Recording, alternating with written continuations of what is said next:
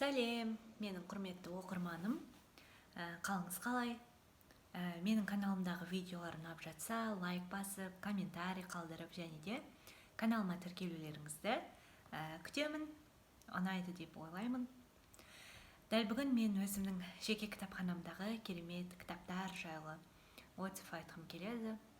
Бұл кітаптар американдық жазушы Сесилия Ахернің кітаптары. Мінекей, Сесилия. Мұнда да Сесилия.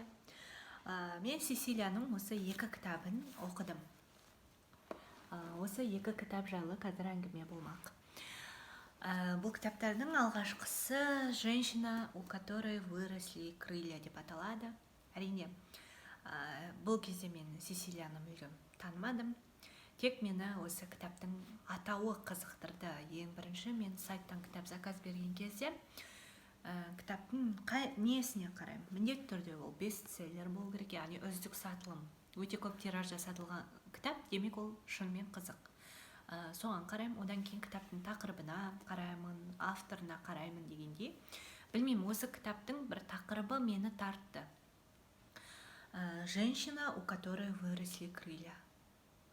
Әрине, бір қанат шығып кету емес, артына әйел адамның, бірақ ол қандай мен білдім, нақты тура мағынада емес, ауыспалы мағынада айтылып тұрғаны, сондықтан маған қызық болды, ол қандай әйел. Демек, ол бір қандай да бір күшке ие болған, қандай да бір өмірлік тәжірибеге ие болған әйел деп түсіндім. Алдым кітапты.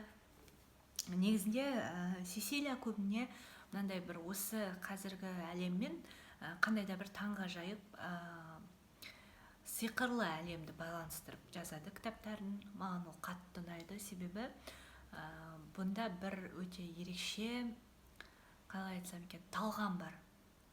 Әрбір кейіпкеріне сол бір өзге әлемнен келген, мысалға сиқырлы кейіпкерлердің қандай да бір қажеттілігі, қандай да бір сондай бір үйлесімділігі бар да.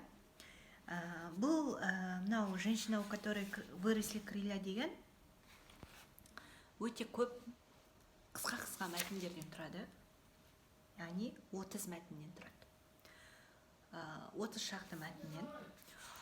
Осы кітаптағы әрбір мәтінде әртүрлі әйелдің жинағы жағдайы бейнеленеді оқиғалармен. Яғни әрбір оқиғадағы әйел адам қандай да бір өзінің ойында, өмірінде, жағдайында өзгеріс енгізу керек. Яғни әртүрлі жағдайға түседі, өзін бағалау қажет болады кейбір рассказдарында. Біреуінде өзіне рұқсат ету керек болады, өзін құрметтеу керек болады, өзін қалай бәрі солай қабылдау қажет болады.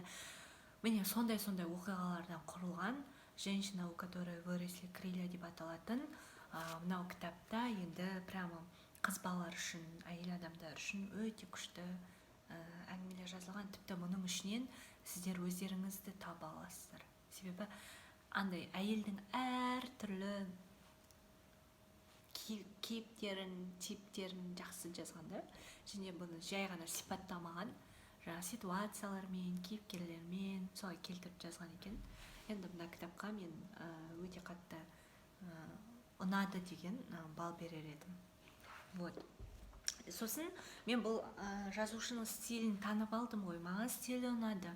Мен бірден жазушыны қалай таңдаймын. Мен оқыған кезде бұл кітаптан жинағы жалығып кетпей, жақсылап оқып шықсам, демек бұл жазушының стилі маған ұнады.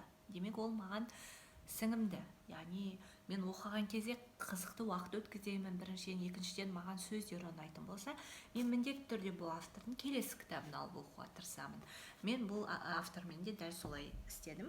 Яғни «Посмотри на меня» деген кітабын алдым.